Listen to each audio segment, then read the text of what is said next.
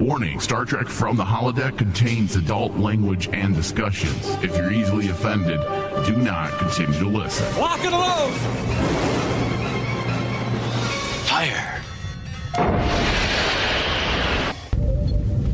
Holodeck 3 program is reinstated. Open sesame! Commander Klingon vessel. We are energizing transporter beam. Now. Warp 1, engage!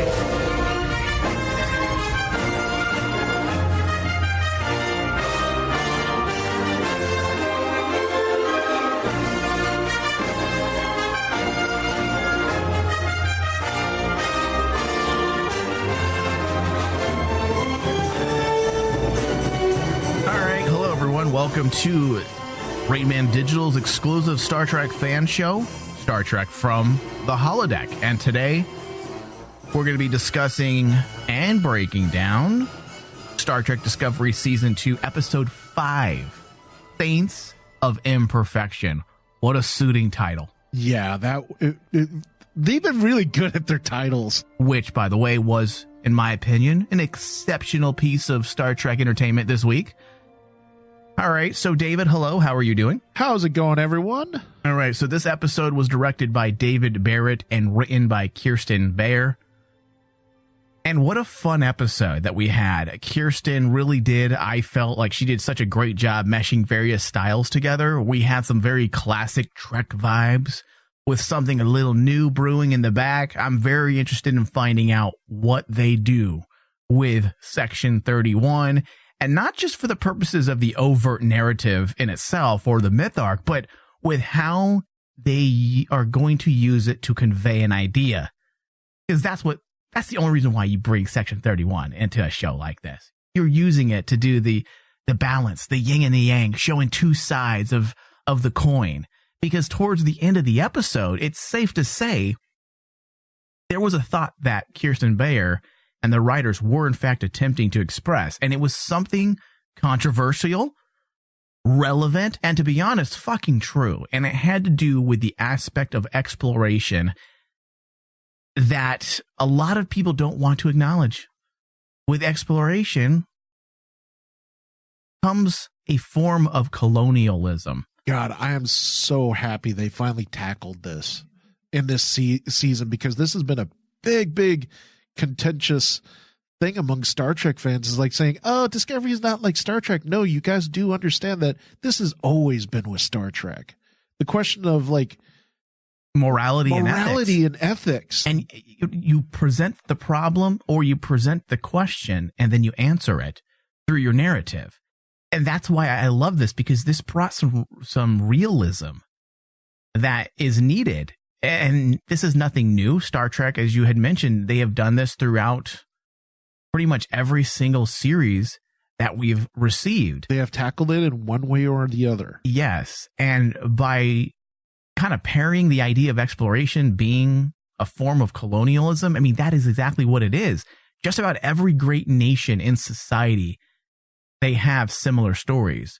And this will be something we will explore further in greater detail towards the second half of the show. But first, David, TNG style communicator this week? That was cool. How much nerdgasms did you have when that happened? Oh, I loved it. I loved Pike's reaction to it. That's what sold it for me. Because that was my reaction. Yeah, that would be that should be any person's reaction from the original series when they see technology like that. Yep. That's how they should react. I fucking loved it. That's the cool part about Section 31. There's so much fun you can have with that aspect. And by the way, Dave, that's a true Easter egg, is it not? Yeah. For all those blogs out there that think everything's an Easter egg, look, they have port nacelles on that vessel. That's an Easter egg. Like, no, that's a part of Star Trek. That's pretty standard. This is an Easter egg. Yes. That's a true Easter egg, and it did exactly what it was designed to do. It was just just a fun moment. It was a fun moment, and it doesn't disrupt continuity in any way. I mean, they can just about do anything with Section 31 without really disrupting Trek canon or creating any potential continuity issues because of the top secret nature of Section 31. Yeah. I mean, look at our own society. I mean, there has been, the SR-71 was in service for how many decades before we actually knew about it as a public? Before we even publicly knew that it even existed. And when people found out about that, they thought we were like alien technology was in play. Yes. And I believe the SR-71 was actually commissioned in the 50s, and we didn't learn about it, I want to say, until the 80s. Yeah. So imagine the technology that we had 30 years prior to before it was even publicly released. Now put that into Star Trek, into the Star Trek equation. You have an advanced culture, an advanced society. What are they working on that they're not releasing yet to, the general population? So that's awesome. And beside the cool factor, I'm hoping they plan to use Section 31 as a literary device of some kind as well.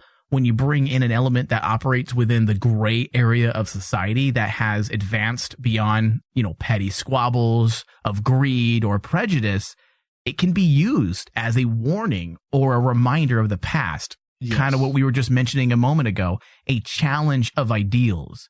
Because one of my favorite story arcs of Enterprise is an arc that they actually did the same thing.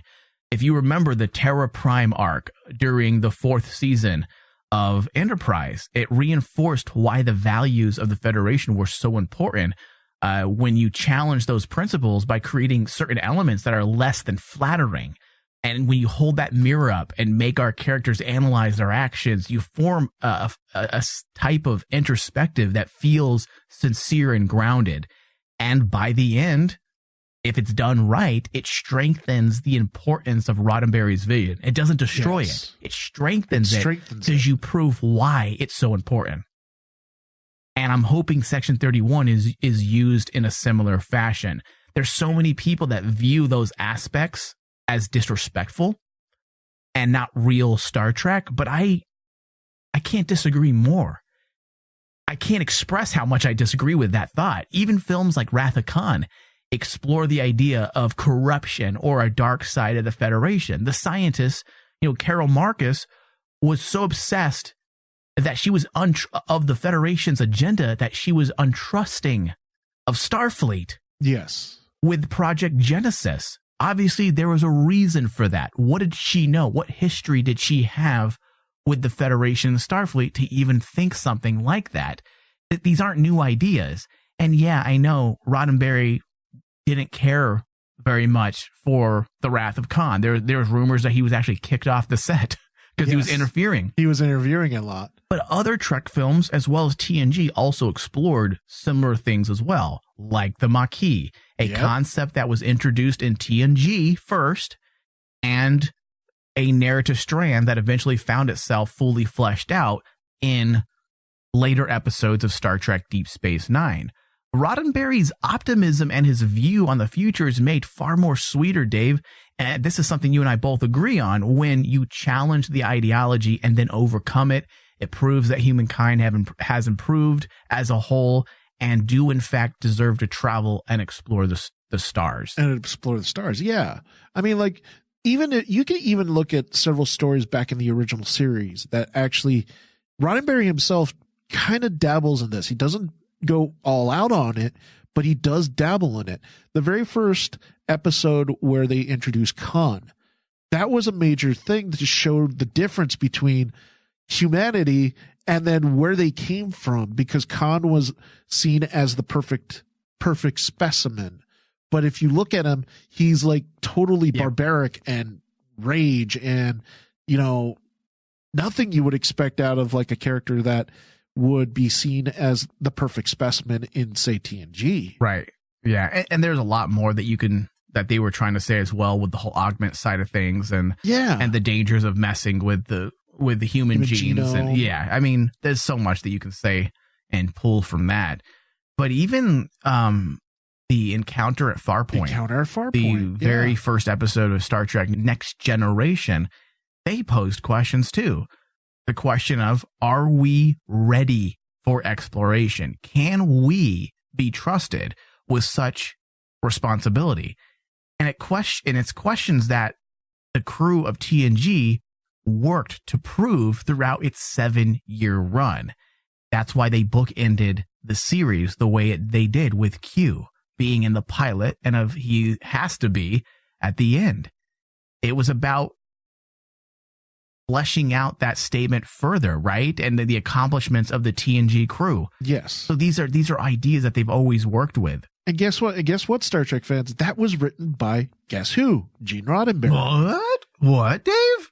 Because like that's the thing with a lot of purists that basically say this is spitting on Gene Roddenberry's grave. Hold on, Dave. Let me stop you for a second. Let's not call them purists, because I feel that you and I are purists, are Star Trek purists. I feel like these people that complain about everything they're narrow-minded sticklers for the past. Extremists. And they're radical purists. I don't think they truly understand Star Trek, because if they did, they would realize that Star Trek has never been a narrow-minded view of the future. It was a place of exploration and understanding of the human condition, the exploration of our growth as a civilization. And you can't grow without lessons being learned, and you can't have lessons to be learned without obstacles and issues that would present problems to those very ideals that the Federation and Starfleet were built on. None of it would work. And I'm hoping Section 31 is used in the exact same manner as some of these other aspects, like the Maquis, like even the Dominion in Deep Space Nine, like the Borg.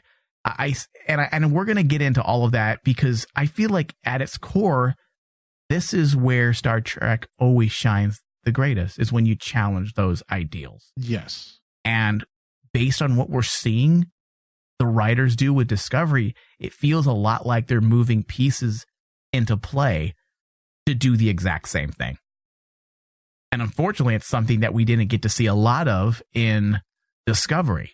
Or I'm sorry, in the first season. There were moments where they had inklings of those ideas, and it looked like they were going to flesh them out. But again, that goes back to some of the issues I had with the first season. I feel like they were more wrapped up in the distraction or the misdirection of the writing opposed to the actual story itself. The more I thought about it, though, when I look back at season 1, they were still trying to gain their footing. They wanted to know what story they were telling. Yes, that I will justify for them as well, because I agree. I think the first season had some issues because they were trying to figure out what they're going to do with the show. I don't think they had, and because of the change of management, they had the change of management. You had Brian Fuller leaving and Gretchen Berg and Aaron Harberts having to take over, along with Kurtzman as well being executive producer. There's also going to be creative issues as well, creative differences that might have created some inconsistencies within the first season as well. So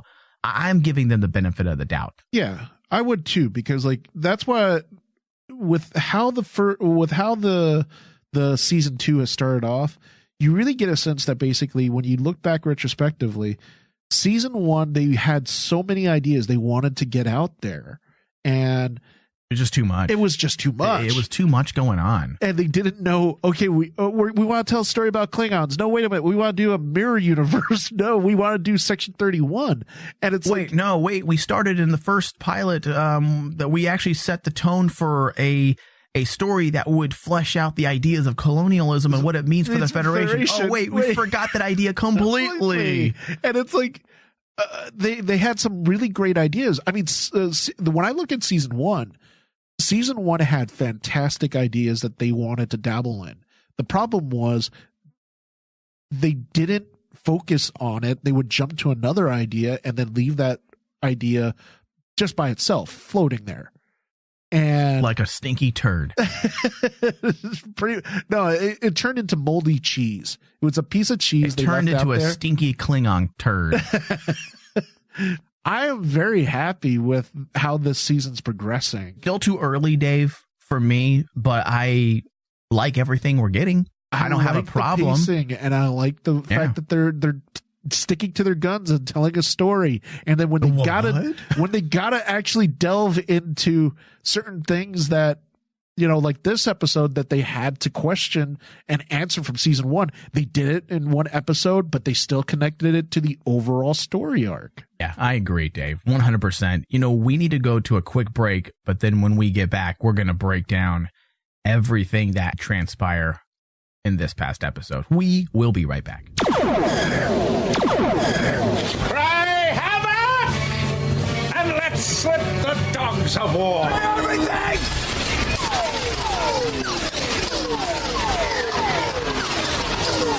What are you looking at, nerd? Huh? I thought I was looking at my mother's old douchebag, but that's in Ohio.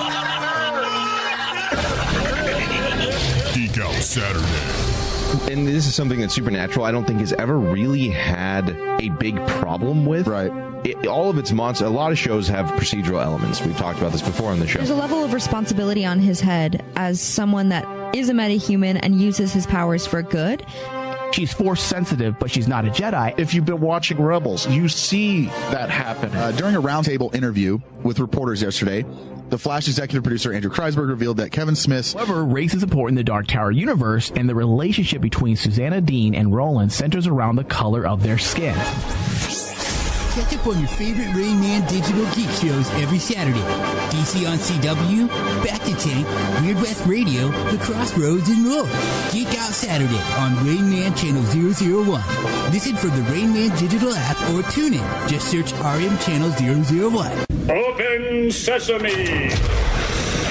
So do you guys, I don't want to just be the talking head here, do you guys disagree or agree with the writer of Trekonomics? I like the replicators and holodecks. My generation, which is not that far off from y'all's, grew up with TNG, and I don't know, that's just became a staple of it. So, but do you see how it can pose story problems in terms of character motivation? Like, put yourself in their shoes. If you had everything, you just said jokingly that you would never leave if you had a replicator and a holodeck.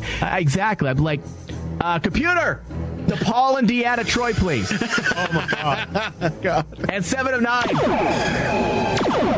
Star Trek from the Holodeck, exclusively on Rain Man Digital. Go to RainManDigitalMedia.com or Patreon.com/RainManDigital. End simulation.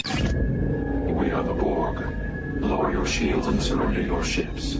We will add your biological and technological distinctiveness to our own.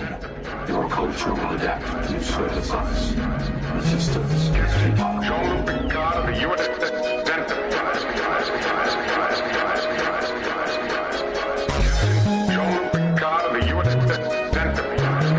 All right, welcome back, everybody, to Star Trek from the Holodeck, the Discovery Edition. If you miss any part of this broadcast, you can always find us on Stitcher, iTunes, Google Play, as well as Spotify. Just search Star Trek from the Holodeck. Be sure to leave us reviews. Wherever you can leave us reviews, leave us reviews. It helps us get picked up more and become more relevant on the podcasting feeds. And yeah, it allows us to grow. So please do that. Okay, Dave. So this episode, Saints of Imperfection, directed by David Barrett and written by Kirsten Bayer. Burnham and the crew navigate a dangerous alien landscape in a race against time to save Tilly's life. But Stamets is not at all prepared for what they find in the process. Section 31 is assigned to help track down Spock, much to Pike's dismay. Okay, Dave, so we say a lot of positive things about this show for the most part, but there is one thing that bothers me a little. I want to see because I want to see if it's the same thing that I got. It might not be, but it's the voiceover. And I know we've never spoken about this yet. I'm not saying that it's terrible, but it bothers me a bit, and it could just be me being a little too nitpicky. But I don't dig the opening voiceovers we get from Burnham because they don't make sense to me, and I will explain why. As a writer and a critiquer of television, movies, and generally writing, I find most voiceovers to be cheap gimmicks to begin with. So to be fair, that's just my disclaimer before I get into this. And I don't feel like voiceovers are cheap gimmicks all the time. There are instances where they do in fact work, and there are certain types of film genres where they work really well, specifically the film noir genre. And if used properly or in the right moment, they can be used as an introspective tool that can really help the audience get inside the head of the character. But if used inappropriately, it comes off as a little lazy, because I feel like, why tell us when you can show us? Yeah. When it comes to Trek, there's always been voiceovers, but they have been masked as what, Dave? The captain's log. Yep, the captain's logs have always been, I felt, a fabulous cheat. It's a cheat that works. It's a writing gimmick that helps the audience get inside the head of our captains. They are essentially justified voiceover. It's not just some random thought we hear. Like, where's that? Where is she talking? Where's she talking? Where's it coming from? The captain's logs have always worked as a great way to let the audience get inside the minds of our captains. It also helps with development of theme, character, and more. And it's strange to me that the writers of Discovery have this rando voiceover with Burnham at the start of this episode. Yes. And they've done it randomly in a few others. It's more like a narration, something abstract or separate from the actual character that is Burnham, and it just happens to be her voice. They use the voiceover as more of a way to bring the episode's philosophical angle to the forefront. Their theme. Right. And I'm not sure why they wouldn't just continue to use the log aspect as a way to sow those narrative seeds. I can see your point. Do you get what I'm saying? Like, why not just say, first or second officer's log or lieutenant commander's log or Burnham's log? Then suddenly the voiceover wouldn't bother me. And I know that's very nitpicky, but why are you just bypassing that? I feel like that would work far better than having a random voice that we don't know where it's coming from. Like, where is this voice coming from? Is Burnham sitting down doing a log? Is this something that's completely separate from the actual story? It's just an outside meta way of explaining a thought to people. And if it is that, I feel like it's kind of it cheapens the work of their story, which I feel is solid and pretty intelligent, by not just using the writing gimmick that is the captain's log. Yeah, I can agree or disagree. Am I nitpicky on this? No, I can see your point. Because thinking back at it, for me, the voiceover, it didn't bother me that much, but it did bother me partially with the fact that it just seemed a little overdrawn and melodramatic. That's right. And I think, don't you think it would work better if she's trying, if she's trying to mull over her thoughts, right? Mull over her in thoughts a log. in a captain log. In a log. In a yes. log, If we see, and we don't have to always see her. How many times did we actually see Captain Kirk or Picard or Sisko or any of our other captains actually sit down and record the log? Very seldom. Usually it's used as a voiceover. We don't see the actor or the captain or the individual in question actually talking to the computer. Sometimes we did, but it wasn't always needed. Do you think honestly, because I was thinking about it right now, is it the delivery of Sequina Martin herself? Because I like her as an actress, but there's something about her voice that it sounds very desperate and pleading all the time. Yeah. And that's her. That's Sonequa Martin Green, because she sounded like that in The Walking Dead. It always felt like she is pleading her case, or she's in a moment of desperation. And it worked in the season 1 when she's talking about Alice through the looking glass, because it's the voice of confusion and wants to actually find out this answer. Yeah. But here it was it felt so melodramatic to me that I was going, what does this have to do with Burnham? And then, it made that's why I don't think it's her talking. Yes, it's the actress, Sonequa Martin Green, but I don't feel like it's supposed to represent her log. Yes, I don't think it's meant to represent even Burnham's thoughts. I feel like it's literally a voiceover to help the audience get into the mind of the writers. And I don't know if I like that. Yeah. I feel like that's... I don't know. I'm just one of those people that hate the mystery voice that is in your head, or even that person that talks to themselves and that's how they explain things to the audience rather than doing the work to get there in a more realistic and grounded fashion. They have the character talk to themselves. Yeah. Nobody talks to themselves. So, all right, so what I need to do is this. And suddenly I figured this all out by having a conversation with myself. People don't do that. What I think people have parts of conversations with themselves. Absolutely. I do that. I think to myself, and sometimes I talk out loud. Yeah. But full blown conversations to figure things out. That's a writing no-no that you learn in writing class. One of the first things you learn when you're writing a script: don't write what you're doing. Do not have someone speak to themselves. That's a sign of shoddy writing. In fact, I remember that so clearly. It resonates to this day. My writing professor back in 2004 at film school, first thing he said: anytime you have your character talk to themselves, get rid of it. Get rid of it. It's the first sign to a producer that's overlooking or overseeing or possibly wanting to option your script. It's the first thing that's going to turn them away. Yeah. Like, show, don't tell. Yes. Show, don't tell. And so, I don't want to harp on it too much because I don't want this to come off as hating on it, because it doesn't destroy the show. No. It disrupts it disrupts the flow for me, and it takes me out of it because I'm left wondering, why are they doing this? We have 50 years of Star Trek legacy that says, hey, this is what they do. It's called the log. Yeah, it stutter steps the pacing of the show. Yeah, and in an episode, you got to set your pace right, or else you'll get out of the gates kind of like stumbling and bumbling, instead of, like, for the past couple of episodes, they've been taking out of the gates really well, where it's like, okay, here's where our pacing goes, go. This one, just like what I do see your point about the opening voiceover, was like, for me, it was like all of a sudden we came to a screeching halt with her voiceover, because she's going in depth and she's talking way too long.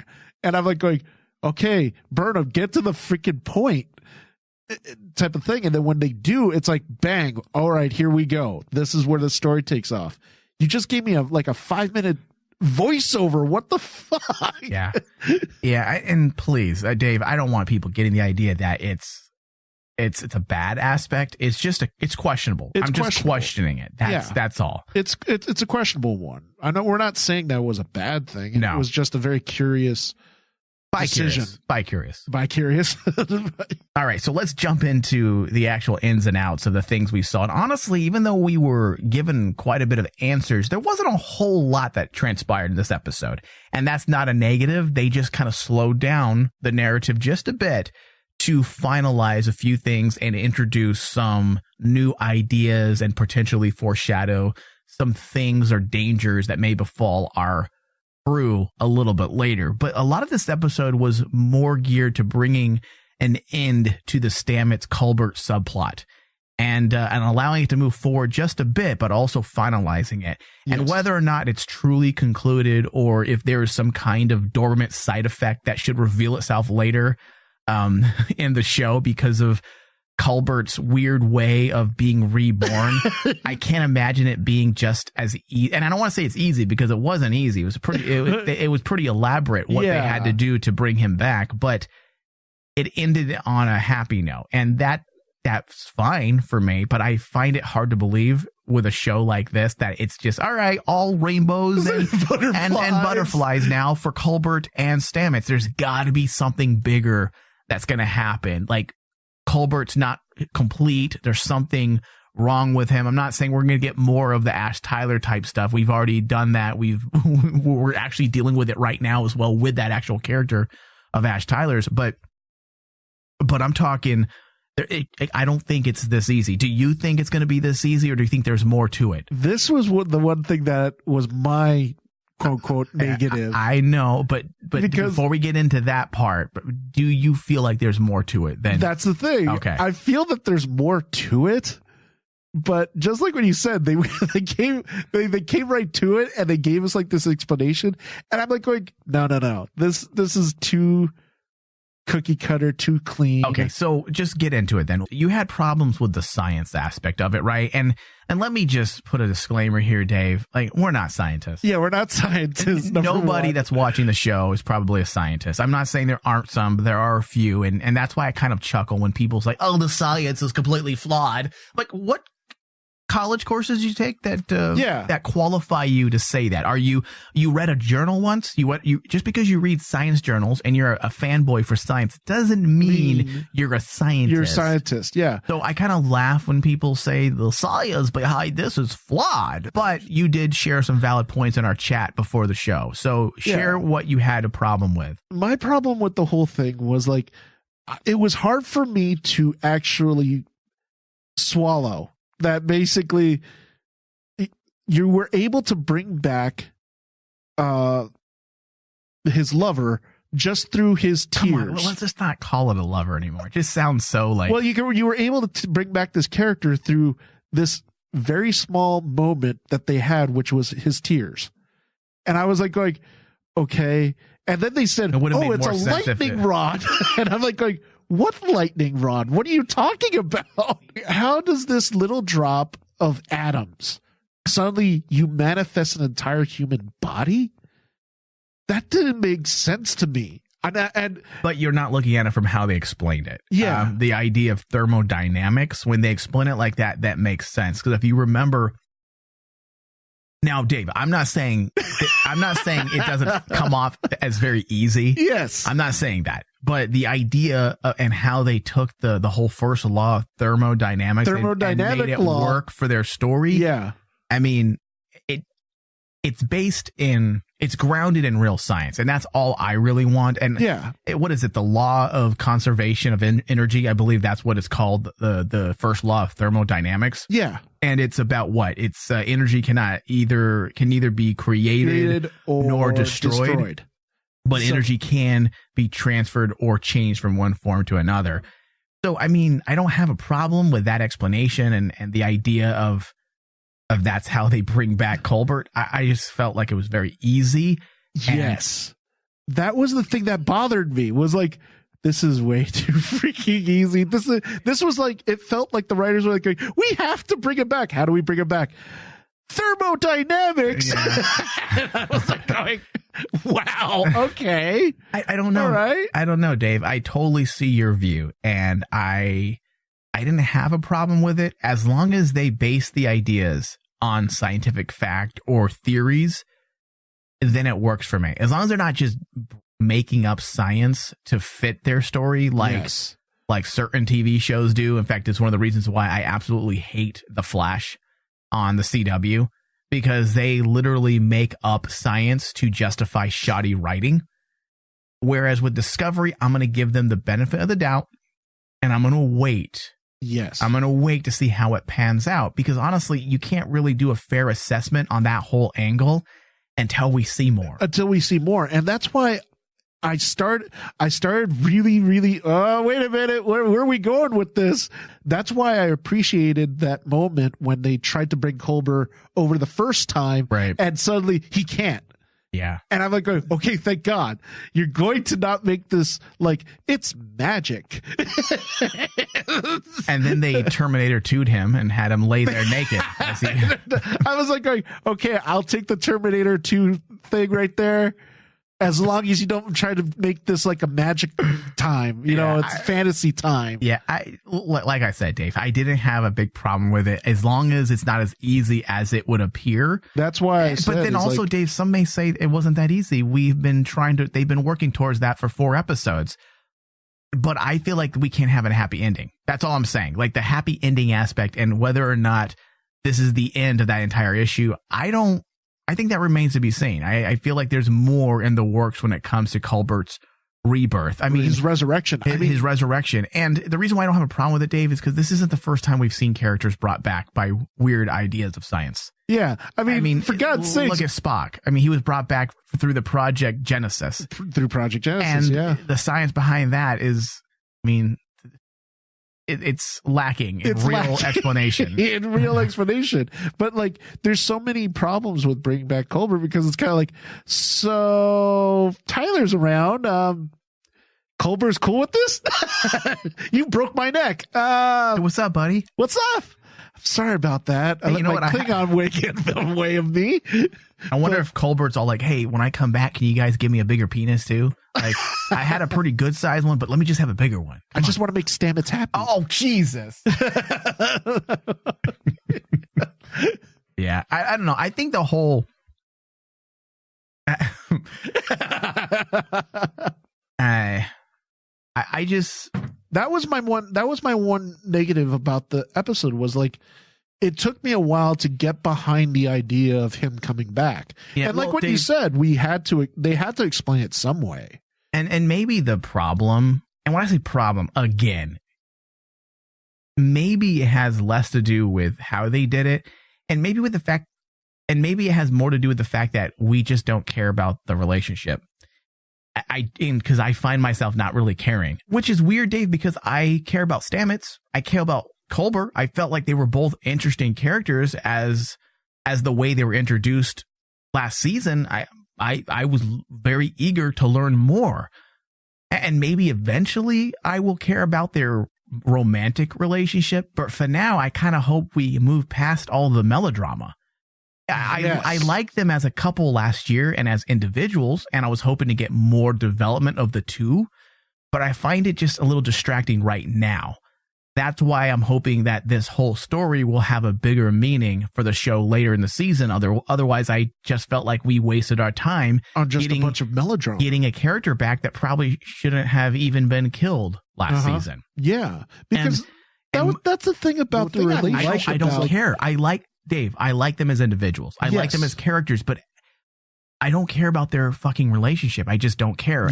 I don't have the feelings that I should have to be involved. I don't connect with it. And most of the relationships in Star Trek that I cared about were the ones that took years to build. And maybe that's the problem. When you look at relationships like Riker and Deanna Troi, that took years and movies to fully flesh out. That's like a 15-year run. I mean, to Paul and Tucker, which also is a great relationship in Star Trek because it wasn't all melodramatic. It just had a lot of heart and a lot of relatable aspects to it. That took almost 3.5 years to build. Yeah. And even though I didn't care much for the Dax-Worf relationship either, I did care about it after she died. And they used her death to push Worf's story further. And then when they introduced the new Dax, I mean, holy fuck, that was just another aspect that just added more emotional layers to not just Worf's story, but the story of Dax. So in a way, I ended up caring about that relationship, but also what did it do?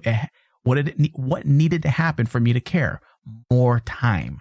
Do you think they rushed this? That's how I feel right now, that they've rushed it. They rushed the whole death thing the resurrection. Yeah. And but I'm glad you brought up that example because that was one of the that's the example that I pointed out that if there's anything that we could gather from this, like how they could take this story further is an example like that. Because you had Worf have to deal with the fact that he married this woman, Dax, and when she got reborn, quote unquote reborn, she was a completely different person. She still was the same person. He had to come to terms with that. And he had to come to terms with that. With Stamets and Colbert. With Stamets and Colbert, we just don't know enough. We don't know about them yet. Yeah. And I'm like hoping that basically they take that kind of stance where they basically there has to be some negative, just like what you said, with Colbert coming back. Because it has to do something for one of their stories, especially for Stamets.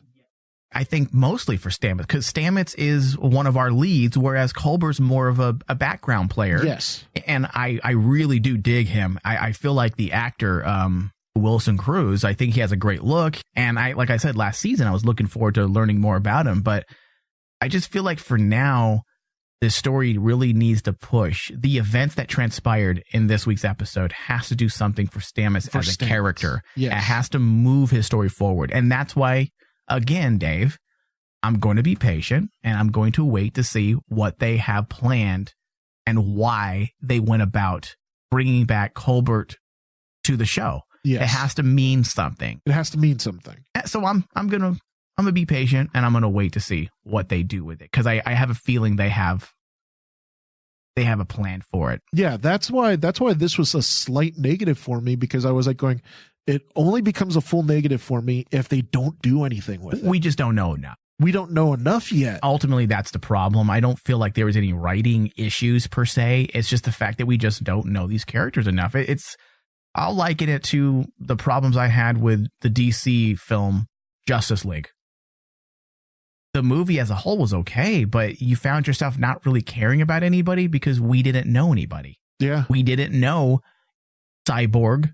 We didn't know who was these characters. I don't even know the Barry characters. Allen. We didn't know Barry Allen / the Flash. We don't even really know much about the Man of Steel yet. We don't know much about any of these characters. So for them to introduce this Justice League story and all these problems and new characters, you're just like, well, I don't understand why I should care about a movie where the characters aren't even fully fleshed out yet. So that's probably the issue we have with this entire aspect is we just don't know these characters. We just don't know these characters. And we would have known them if last season they didn't focus so much on the whole misdirection aspect. Yes. So that being said, how they went about using this for the subtext was absolutely great. That was really cool. Once again, the writers using the concept of context and subjective versus objective views to explore facets of society and, of course, societal growth and colonialism. The idea that they touched on, this is an idea they touched on last episode, how sometimes we are unaware of the ecological footprint we actually put on an ecosystem. And yes, sometimes in the name of exploration without even knowing it at times. That was such a beautiful aspect. We saw that, of course, with the Jossep. I mean, how relevant was the scenes between the Jossep and Colbert this week? There's always two sides. What a wonderful message of diplomacy and empathy. If more of us were like this, we might just achieve Roddenberry's vision of the future. That was the beautiful thing about playing those two sides against each other. You have this idea that the Josseps thought Colbert was a monster that's invading their plane of existence. Then they find out through closer analysis that Colbert's simply trying to defend himself in an alien environment that he found himself in. I mean, the problems with American culture today is 100% because of the inability to communicate and see or understand that all forms of politics are subjective. Yes. And exploration isn't always pretty. The Federation is a government founded on pure intentions and optimism, but still a government that is trying to unite different species. That being said, by bringing in Section 31 now, they can really explore the intricacies of how an advanced society and culture, what they have to do, or perhaps what they have to do in order to maintain its values. Yes. And as I said at the beginning of the show, challenge those ideals and then prove why they work and why they must always be the foundation of this society if it hopes to remain intact. Just look at what the writers did with Admiral Cornwell's character this week. They used her to pose some very philosophical questions that we might not want to hear or like to answer. Yes. What did she say? We are nation building here. Let's not pretend that it's always pretty. And she looks at Captain Pike, sometimes operating within the grays needed. And if you disagree, Dave, if people disagree, good. They should. I feel like that's the point. We as an audience should be asking questions and possibly even doubting the intentions of others. That's why I also appreciated the fact the choice of Tilly as the character that has to make this decision between the Jossep and the problem with the Jossep. Yeah. Was perfect. It was a perfect choice to kind of galvanize that notion that the Federation is stuck making those tough decisions. Hey, the Jossep asked for Tilly's help. She said, okay. Well, the Jossep want her to kill the monster, kill Colbert. Mm-hmm. But when Tilly takes a look at it, Colbert's only defending himself. And I like the fact that Tilly was the one who actually had to go through that, because in a lot of ways, Tilly's the one character that basically we all as fans surround and basically say she's the epitome of the Federation. She is the stereotypical Federation. She embodies the Federation ideals. Optimistic. Yes. Always Optimism hoping, and hope. And yeah.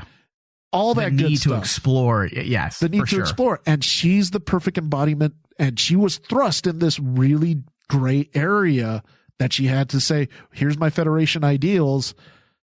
However, it's up to her to make that decision. And she had to make a really, really tough decision. Right. And that's what I really felt was the genius. And I do mean genius of this week's story. Kirsten Beyer, holy shit, she did a great job paralleling two aspects of this week's story and essentially saying the exact same thing.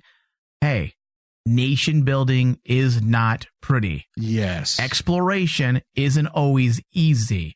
Look what they just did to the Joseps. They nearly wiped out an entire species unknowingly in the name of exploration. So the use of the Josep and the whole aspect of the Section 31 this week was simply there to state the obvious. Things are not always black and white. And that's why the introduction of Section 31 has really worked for me, because despite the Roddenberry values that so many like to bring up as a way to undermine or dismiss any Trek stories that some radical purists feel is not sincere to Trek, it's important to remember that Trek is also built on the back of Shakespearean literature. Shakespeare is tragedy. Shakespeare is poetry. Shakespeare is philosophical debate. Debate, forming an argument, a thesis, if you will. In fact, you can think of Star Trek like a persuasive essay, because in many ways, the best story arcs in Star Trek's 50-year run were just that. And Discovery is just following suit. You must expose clear arguments and support them by convincing facts and logical reasons. Prove why the Federation ideals work, but first you must challenge it. That's what aspects like bringing in Section 31 and aspects like the Josep work so well. Yeah. If you look at elements in DS9 and TNG again, and what the Maquis did for those shows, or even the Borg, and the very meta lesson we can learn from the dangers of group thought and the loss of individualism. What else did you think that the Borg was about? Exactly. I mean, dude, this is nothing new. And I'm not saying nothing new as in they're copying and mimicking, but these types of narrative choices, this is nothing new. This is very on par with everything we've seen before. And when I see people complaining online about Discovery and how they're throwing out everything about Star Trek, completely inaccurate. The show may have its faults, it may have some issues, but it is Star Trek. Yes. I never once watched this and say, this isn't Star Trek. This doesn't feel right. There's not one moment that I have watched yet in seasons 1 or seasons 2 where I felt like, well, that's not Star Trek. You're destroying it. Yeah, exactly. So I feel like it's working really well. I think it's working well too. I mean, my favorite part of that whole episode was the final scene with Leland, Pike, and the Admiral, because it is like what you said. It symbolizes Star Trek as a whole. The argument of what are you willing to do to better yourself. And on top of that, a lot of Star Trek fans have to understand that we're at a point when Star Trek, the timeline is at the original series. When the Federation is at its most powerful and Roddenberry's dream of, everyone gets along and everyone's exploratory in science was when TNG happened. That doesn't happen for about 100 to 200 years. We have to get there to actually maintain that, to attain that, enlightenment. Yeah. Yeah. So doing stories like this is just all over Star Trek. It shows you what the Federation did to get to where they're at. Yes. Or at least what they have to do. And I'm not talking that we're going to show some dirty underbelly of the Federation necessarily, but not everything is as easy and pretty as people like to think. And imagine if it was, Dave. How boring of a show would that be with zero problems? Yeah. That's why I liked Leland's conversation with Pike, where Leland basically says, I'm the one that's willing to do what needs to be done to get to what you want to believe. Right. And the whole idea of exploration, I saw another complaint on Twitter because I have to be on there. I wish I didn't have to be, but I do. And I have to see these complaints. And someone posted that it would be nice to watch a Star Trek show that actually chooses to explore rather than accidentally explore. And they were talking about discovery, of course. And they said they need to get back to the roots of Star Trek, which is the whole idea is to explore and seek out new life. I'm like, no, that wasn't the whole point of Federation or Starfleet. That was the point of the 5-year mission of the Enterprise.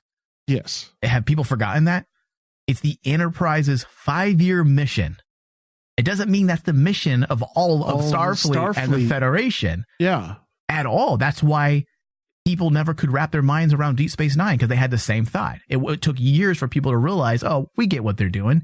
Deep Space Nine wasn't necessarily about the tangible aspects of exploration. It was about more of the metaphorical side of exploration. And that's kind of what Discovery is doing. Yeah. Yeah, they may be stumbling upon issues that they can explore, right? Kind of like with the Sphere last week and the Joss Sepp. So the guy's argument isn't invalid. I just feel like he's missing the point. Discovery is still about exploration, but it's not necessarily about the exploration of the stars at this time. Not the exploration of the tangible. Yes. It's the exploration more the abstract. of the abstract and the internal exploration of where you go. Of the human mind and the exploration of the children of two worlds. Yeah. So I think people just need to relax and dissect the episode further before, standing up and screaming foul ball. Well, I hate to say this, but a lot of those times when I see those, because I see the same complaints too, and I'm like going, the argument is so. It's not narrow-minded. It's a no argument, Dave. It's That's a no argument. It's like you're not seeing the point. So you mean to tell me that basically exploration is only about going out there and finding new stuff? Yeah, right. That's not how this works. Yeah, basically they want 12-year-olds to go on a camping trip with their pa. Exactly.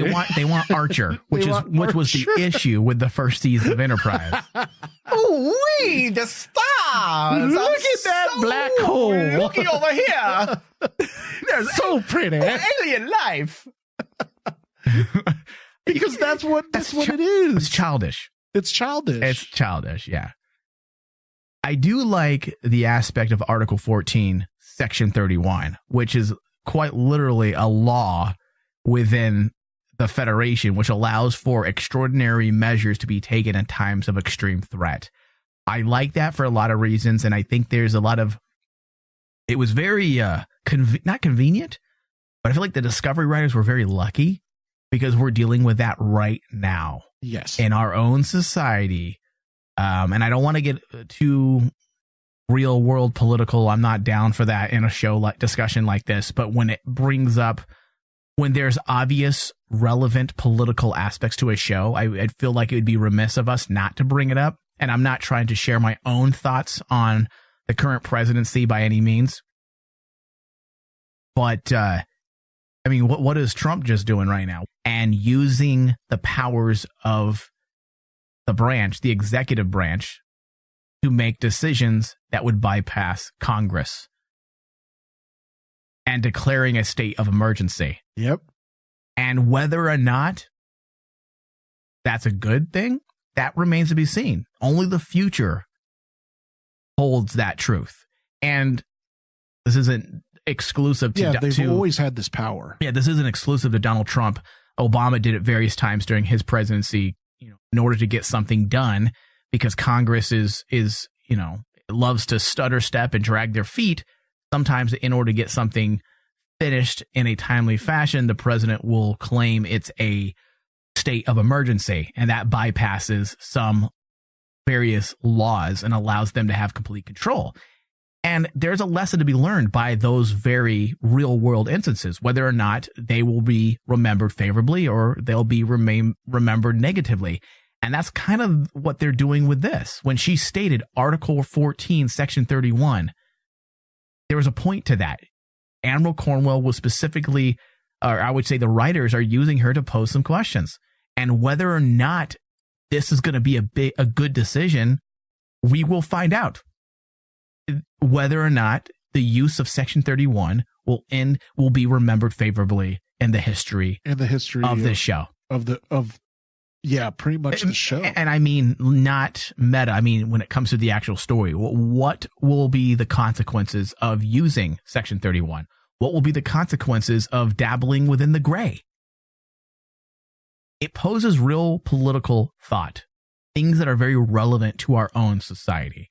When we choose to give more power to a specific branch, what are the consequences? What's going to happen? Did we make the right decision? Did we make a poor decision? History is filled with answers. And if anything, this statement by Admiral Cornwell was really connecting the dots when it comes to our own political experiences in the real world. Yeah, I have to agree. I did see that as well as kind of like the real world aspect of, and Discovery actually, if you think about it, Discovery has been really good about dealing with subject matters like this and making it kind of, I'm trying to think of the word, palatable for the audience where it's not overbearing. And I give them a lot of props. They've tackled a lot of issues that normally I would veer away from because, you know me, I don't like the soapbox, standing on the soapbox and saying, this is wrong and all that. Right. But the writers of Discovery have been fantastic. It's not about telling us we're wrong, right? It's about posing the question. Right. You pose the question and let the audience make their own decisions. Yeah. And that has been the strength of Discovery, without a doubt. I agree.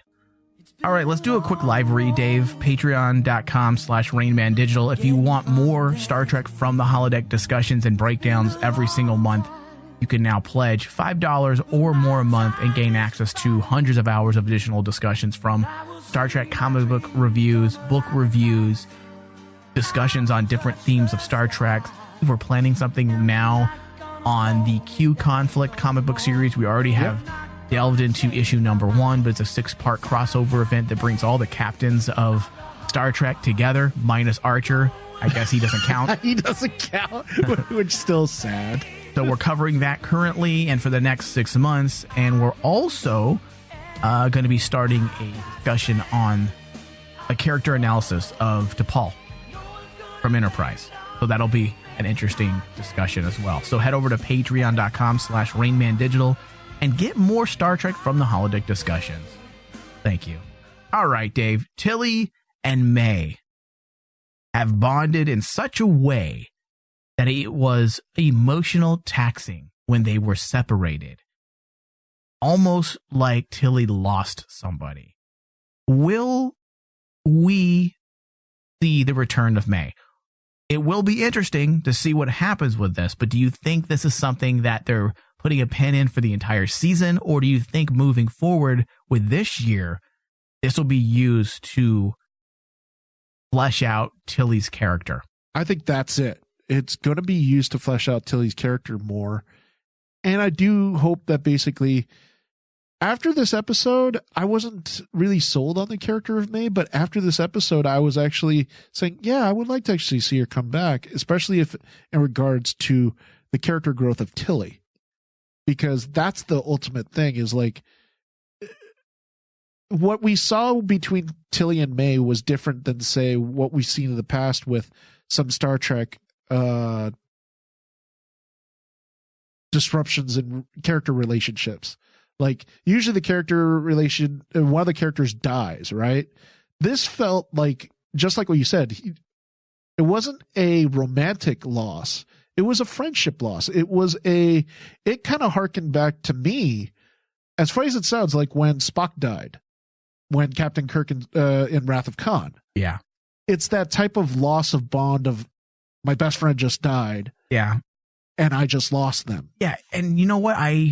That's a good comparison, because I did find myself caring more about Tilly and May's separation than I cared about Stamets and Culbert's reunion. Yes. And I don't know if that's because Tilly has been way more fleshed out since season 1. That could be it. And maybe that backs up my very thought on why I didn't care as much about the Culber and Stamets relationship. It's just I don't feel like there's enough there yet to truly care. Yeah, and with Tilly and May, we've had actually some time to actually see the characters kind of deal with each other and meet each other and grow with each other. Even though it was like, say, like I think it's been like 3 episodes that was a lot. That's some good runtime for a television show to get two characters together right away. Stamets and Colbert, just like we mentioned, even in season 1, I can only name one moment where I kind of get a gauge of what the relationship was like. But that's out of an entire season. Here with May and Tilly, we actually get like 3 episodes where I can pinpoint before even this episode where we go, okay, yeah, that's showing growth in Tilly and May's relationship. That shows growth in Tilly and May's relationship. And it gives us that, just like what you alluded to earlier, more time to actually get to know these characters as a couple. As a couple. I don't want to say it like that, but as a relationship or whatever. Right. And I'm with you. I actually felt really bad, especially when, like Tilly makes the promise that I will see you again. Don't worry. I'm going to see you again. And then May says, you promise. And that got me in the feels, and it made me kind of remind me of my dad when he left. He's like, "I'll be back, I promise." I'm like, great, way to bring back old emotions, Star Trek. Pee-pee mouths. Maybe that's why I liked May and Tilly's story a little bit better this week. More relatable. It's more relatable. I remember when my dad told me he was coming back. But that's the thing. When I saw that, I was like, "Oh, okay, this feels like an actual relatable relationship, not like an overblown melodramatic relationship you'd expect out of a romance film." And that's how I felt with Stamets and Colbert. Was it felt like the stereotypical romantic relationship. Okay, well, let's weigh these two. Okay, so yes, Dave, stereotypical, possibly. That might be a good way to say it. I also feel like their relationship was built on insincerity in the first season. This season is a little different. Like I said, the two characters as individuals were great, but it felt more like an agenda push to have.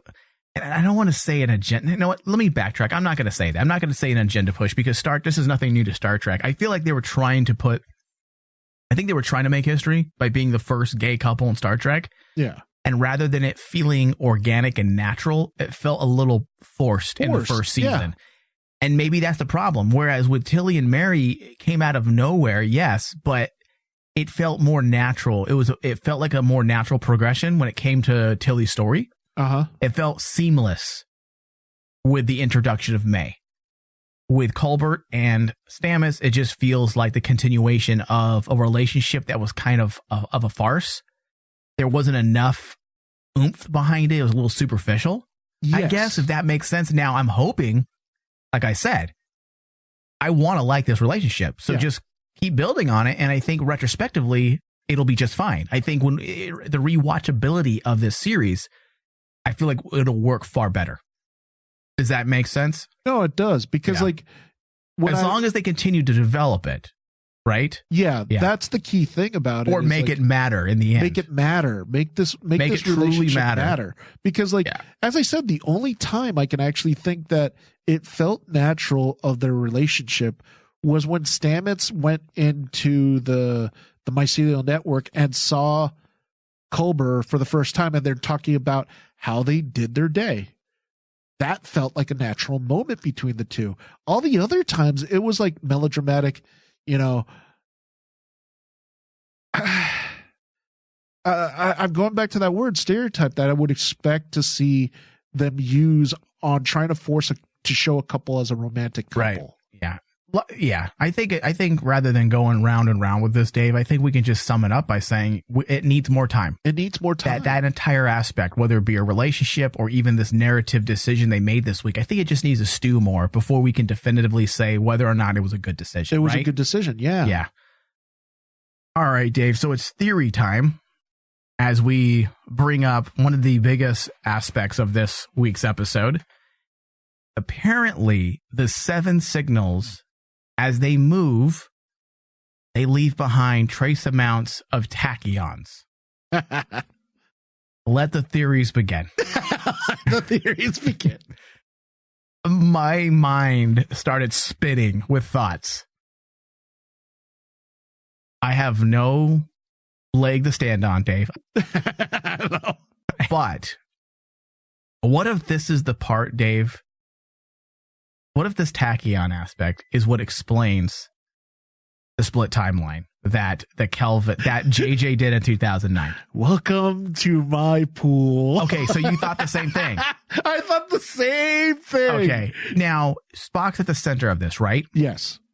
What if destiny or fate is all tied with this, right? Which destiny and fate isn't a new concept in Star Trek. Yes. First off, the ideas of destiny and fate are very philosophical. So if anything, it works in this TV show, right? Yes. Okay. So what if the very elements that govern fate and destiny are what's causing problems currently with these 7 signals and the Red Angel, because it's trying to fix or adjust the separation of 2 individuals, essentially, because you have this very person who is in the prime universe, right? Yes. His life and everything else has already happened and reversed in another timeline. He himself, this version of Spock, is the person that does in fact split the timeline. Yes. Brings up tons of questions and a lot of issues, but if they're working towards that, some type of explanation or a way to vocally state the separation of the Kelvin and Prime timelines, which is something that I know a lot of Star Trek fans, including myself, have been looking for a verbal confirmation that these 2 universes do in fact run parallel to each other. Parallel to each other. Like, we know that in the movies, but not in the TV series yet. Let's hear it. Yes. That's why I was like saying. Well, and what if this is setting up for Picard's series as well? Exactly. Which we already know is connected to the events that happened, kickstarted to the 2009 movie. Yes. And that's why I was like saying, okay, when she brought up tachyon, Leland looks at her and says, time travel. Right. I was like going, and automatically I already thought of the fact that, okay, they said that they're going to explain the difference between the Kelvin and the Prime. And there have been allusions from the Star Trek writing team that they are going to actually delve into this problem and deal with it, and not fix it. They never came out to say fix it, but they're going to deal with it. Yeah, I don't think they can necessarily retcon it or fix it at this time, just because the franchises are separated right now. The film franchise is being governed solely by Paramount right now, and the TV franchise is being governed solely by CBS. True. And Yes. Star Trek has never been in that position before. That's why we have the separation of films and TV shows currently. However, there's still the respect of continuity. We're not going to disrupt what you're doing. You don't disrupt what we're doing. So it'll be interesting to see what they do. I don't think they can retcon it, but they can definitely explain it. And if that's intrinsically tied to the myth arc of this season, holy shit, Dave, they have one satisfied customer right here. That's right what here. I thought too. Yep. I was like going, oh God, please tell me that we have to. I mean, Kurtzman is tied into the creative process of the film too. Kurtzman is tied into the process of the film. What if they actually make a statement about the USS Kelvin during the season? Like the destruction? Oh, wait, no. We see the Kelvin. Oh, because the Kelvin wouldn't be destroyed, the right? Kelvin wouldn't be destroyed right now. Because in this timeline, either Nero did cross over, but or he didn't. Right, because we don't know. Nero, we don't know. I think the only thing we can say definitively is that those 2 things. We can say that Nero did cross over and they were able to defeat him before he disrupted the timeline, and he never destroyed Vulcan, obviously. Yes. Or he never popped up in this timeline. That this is a complete separate timeline, but that wouldn't make sense because he hasn't shown up yet. He would have had to have shown up already because Spock was a child. Spock was a child. That's the thing I was telling myself. Kirk was just born. The only thing that basically I was like telling myself was, well, wait a minute. Kirk was born at the time of the Kelvin, and then Spock was a child at that time. But then I thought about this. What if, because remember, Pike has stated that there's certain things that he realized in this episode that Section 31 knows that he doesn't know. let's say. So what if Section 31 knows about the split timeline? The split timeline. Because why does Leland all of a sudden jump right to time travel? Well, time travel is a thing, though. I mean, and I'm like going. You got to remember, time travel is a thing that the Federation is aware that it does exist. That was a big question they had during Enterprise. Paul said the Vulcan Science Academy have never been able to prove that time travel could actually exist or happen. And of course, there were various moments in Enterprise where you had the entire, what's it called? The war they had, the temporal war. They had that, which, you can't really deny the fact when an Enterprise is thrown into the past during World War II era, they're back at Earth and they see the invasion of the Nazi regime in New York or the occupation. So time travel is a thing, but it wasn't known until barely 100 years ago. So It might still be a new thing to them. Follow me with the breadcrumbs here, Mike. So I thought about this and I was like going, okay, they're trying to pose the fact that basically Section 31 is this secret organization that deals with technology that's never before seen. They know certain things that are classified. Let's say, what would you do if in Section 31, the series, you find out that they know about what happened to the Kelvin? I mean, but it would they work. Kept it a secret from the Federation. And why wouldn't they? I mean, it would kind of make sense. Section 31, I mean, and also if let's say the Narada was, did appear. Yes. But they were able to defeat it. That would mean there would be technology. Or heck without. That would mean there would be technology from the future. Yes. That had been displaced when the Narada, let's say it got destroyed by the Kelvin or whatever else may have intervened to stop the split timeline from happening or the same effects from happening to this timeline, right? Yeah. The prime timeline. Okay, well, maybe Section 31 has really advanced and they have all this different technology because of the Narada. They stumbled upon the remains of the Narada or the parts. And let's say what's it called? The parts of the Narada? Yeah. And let's just say that basically the Narada, they don't even have to defeat the Narada. Because the thing I was thinking too, when I started trying to piece this jigsaw puzzle of confusion all together. Okay, in the actual movie, the reboot, what did Nero do all this time if he's waiting for Spock and trying to find Spock this whole time? He has to be he could be just like wandering around space in the Narada because he doesn't know what the hell, where the hell he is. So he destroys the Kelvin, starts searching the galaxy, which the galaxy is a very large place. Ends up waiting for Spock. Yeah. And he waits for Spock. And I'm like going, and Section 31 knows this, but at the time, they're not going to go after the Narada. Are you kidding me? Look what it did to the Kelvin. It obliterated it. They've never seen technology like that before. But you just said it didn't obliterate the Kelvin. And it couldn't have. If we're in the prime timeline, which we are, then the Kelvin never was destroyed. And George Kirk was never killed. Unless the Kelvin was destroyed, but George Kirk escaped, which then keeps Kirk's legacy intact. And then you have all these weird angels showing up trying to fix the time because the time frame is so messed up. Which isn't that what they do is protect things? Yes. If you realize that also justifies why the Red Angel took humans right before they thought they were going to be annihilated. Do you remember? Yes. That World War III was expected to annihilate them. Humankind.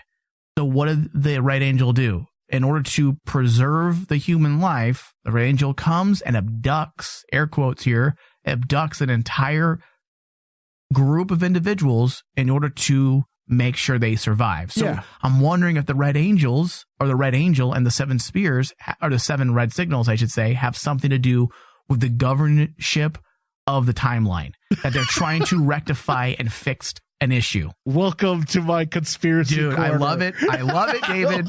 I love it. I saw that. I thought the exact same thing, and I'm like going, they could do a really cool third season just based on that. Yep. Like all of a sudden, can you imagine if Discovery finds out, oh yeah, Section 31, there's a ship out there that we just don't want to deal with called the Narada. But here's George Kirk. And George Kirk was saved by one of these Red Angels. Yeah. And it wouldn't be the first time that Star Trek uses movies in their shows. Voyager did it. Yep. With Sulu and Tuvok. And connecting Star Trek 6, I believe, The Undiscovered Country, to the events of Voyager. They did it with First Contact and Enterprise, which Enterprise was essentially the sequel. There was an entire story arc that was essentially a sequel to First Contact. In fact, it was pitched as a sequel to First Contact. They did it. They took the events of First Contact and ran away with it. So this isn't a new concept. That's why I also feel like there's some validity behind our theories, for sure. Yeah. But they're theories. They're just fun theories. Things that could happen. It would be interesting to see. Dave, let's really quickly, we need to wrap the show today. We've gone on for quite a while.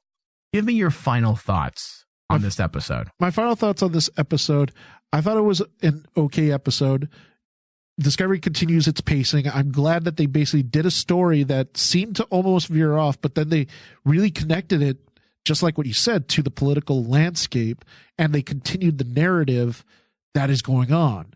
You know, the whole thing about the Discovery crew and the Section 31 crew, and how Section 31 fits with the Red Angels, and bringing that all into the quote unquote pot that is Discovery. And I would overall give this episode a B, a solid B, probably a B plus, because I really did enjoy this. I did enjoy this episode, even though it left me questioning a few things, and my suspension of disbelief kind of broke a little bit. Do you think, though, the questions you have is something that the writers wanted you to have? That's what I'm thinking now. Yeah. Is basically maybe just like what you said, we need time for these questions to be answered. We need time to fully marinate this before we can give a full critique of this specific story aspect between Culbert and Stamets. It needs to marinate more. We need to find out where it's going to lead to before we can definitively say whether or not it works, right? Oh, yeah. Yeah. That's how I feel right now, even though that's why I said, while it's a negative, it's not much of a negative, because it leaves me questioning, okay, what are you going to do next? Right. You got to follow up now. Yep. And this is the first episode that basically I left the episode saying, okay, I want to see where they're going now. What are they going to do to follow up on this character? Well, that's good then, because if you thought it had been bad, you would be like, oh my God, why do we even need to watch this again? Yeah. Why must we continue this story? That's why the fact when that you're intrigued, I'm intrigued, and your by interest is piqued, I think that's a positive. Yeah. But that's why I said it took me a while to think about it, because I felt nervous about it. I was like going, oh man, what happens if they just drop it? That's my main fear, is that they drop the whole idea, and then basically I have to look at this episode and go, what the hell? You gave us this idea and you went nowhere with it. Yeah. But like overall, really great start. I am really digging second season, dude. I feel like this is how Star Trek should be.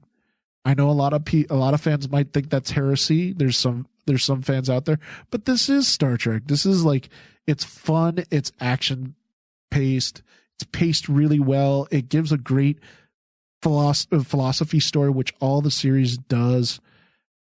So overall, I'm really happy with it. Yeah. Yeah. All right. I felt like it was a great episode. It's definitely an A episode, in my opinion. Possibly it's an A episode if we get more from the Stamets and Culbert side. Yeah, absolutely. Again, I felt like it was rather easy, and I didn't really have a lot of emotions invested. I want to have more emotions invested when we bring a character back from the dead. If you remember when Tasha Yar died in TNG, we were upset and bothered by it because we cared about that character. When Culbert died, I was just like, oh, wow, Ash Tyler is having some internal issues. For me, that death was less about Culbert and more about Ash Tyler. Now they're turning it into being... They're not doing away with the Ash Tyler aspect. That's why I felt like it was a smart decision to have Ash You in this episode. You had to have him face what he did. You had to. And if they continue to do that for Ash Tyler's character, that's a win. But I'm also hoping they flesh out this relationship a bit better without the melodrama, without the huggy, kissy, like over the top relationship. Just tell the story of two people who love each other, who are in Starfleet, and the rest will come naturally with that story. Yes. So great episode. I enjoyed the shit out of it. There was tons of intriguing moments, and that's all I want in these episodes. I want to see the next episode. I want to feel bummed when the episode suddenly ends and you're like, oh shit, now we got to wait. And that's how I'm feeling this year. And honestly, with the trailer for the next episode, I am so psyched about it. Yeah, it looks like we actually might get Spock, which is, I'm again glad they waited this long. So they can really build up that moment. This concludes our discussion of Star Trek Discovery Episode 5. And if people want to help us out, head over to patreon.com/RainmanDigital and pledge $5 or more a month and gain access to more Star Trek from the Holodeck discussions. It helps you because you get more content to listen to based on a franchise or a fandom you love, which is Star Trek. And it helps us be able to keep doing the shows and put in the amount of quality and work and effort that we do, in fact, put into these shows. In fact, Dave, that's something that I hear time and time again. You know, from new listeners, they're amazed by the production quality of our shows in this network. And that doesn't come cheap. That doesn't come cheap. Does not come cheap. In fact, it's very, very expensive to keep this show and all of our shows afloat with the amount of quality and show preparation that everybody does for this network. So help us out. Pledge. And that's it, Dave. Thank you. Thank you. Live long and prosper. I couldn't help but notice your pain. My pain? It runs deep. Share it with me. End simulation.